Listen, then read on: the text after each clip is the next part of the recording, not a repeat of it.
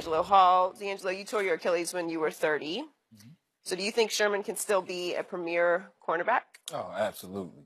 Absolutely. The game is played so much in the classroom and the mental aspect of it that this guy's played so much football and at a high level, he can definitely go out there having lost a step, which I don't know if he even will slow down. He's never been a guy who's beat you with speed. It's always been technique and scheme.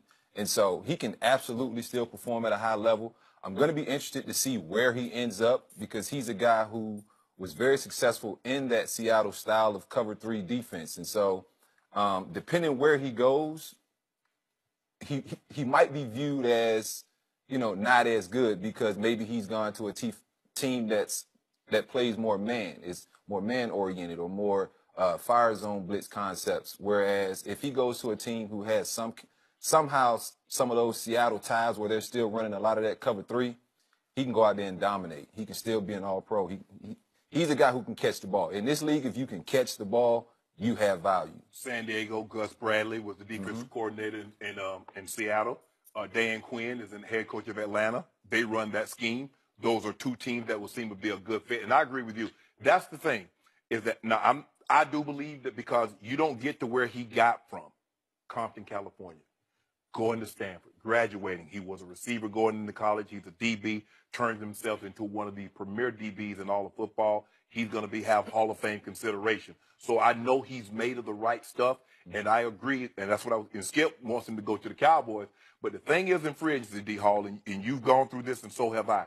When you go in free agency, you better hope the team use you like where you came from. Exactly. Because if they don't, everybody will say, oh, he No. You're not using him like he was used where he came from. Yeah. So if you're going to put Sherman, don't put him in cover 2.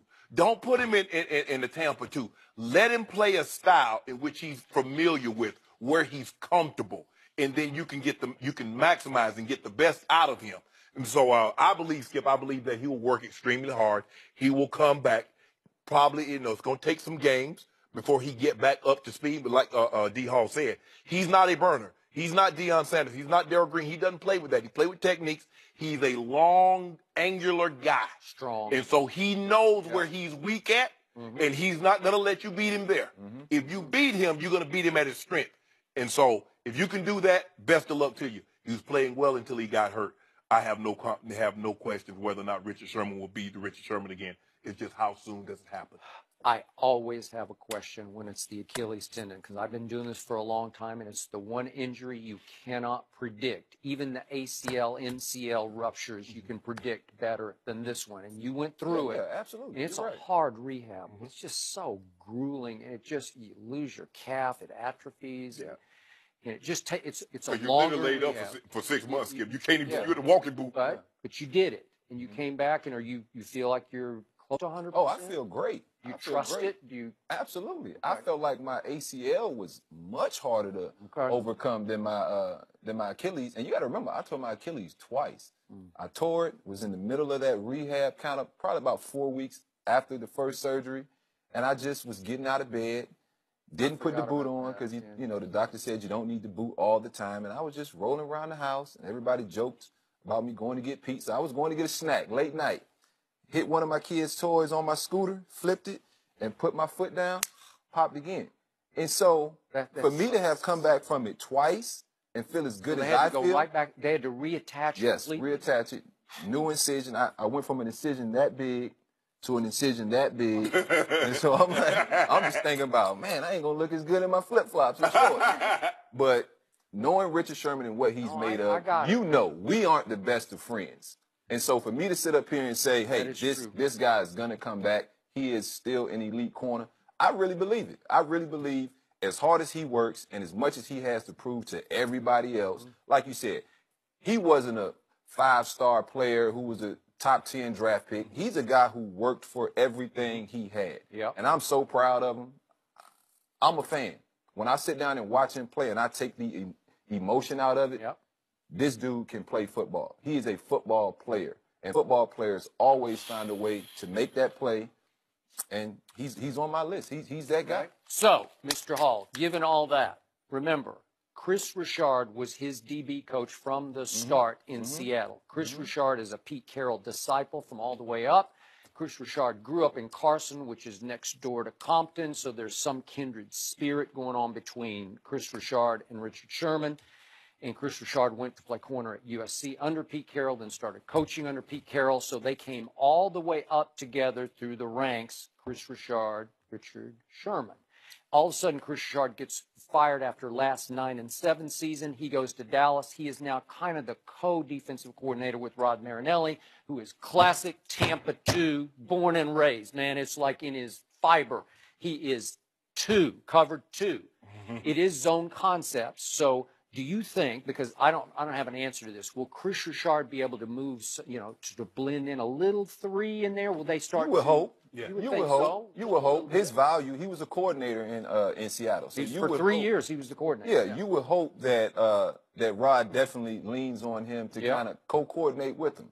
Okay, so do you think they could blend and help game plan a strong-willed, strong-minded Richard Sherman into a cog concept? Because Marinelli's about cogs. He doesn't want any big egos. He doesn't want anybody to assert themselves. You play it my way or the highway. Do you think they could finesse him into this? I've never played for Rod Marinelli, so to know what kind of person he likes as a player, I don't really know.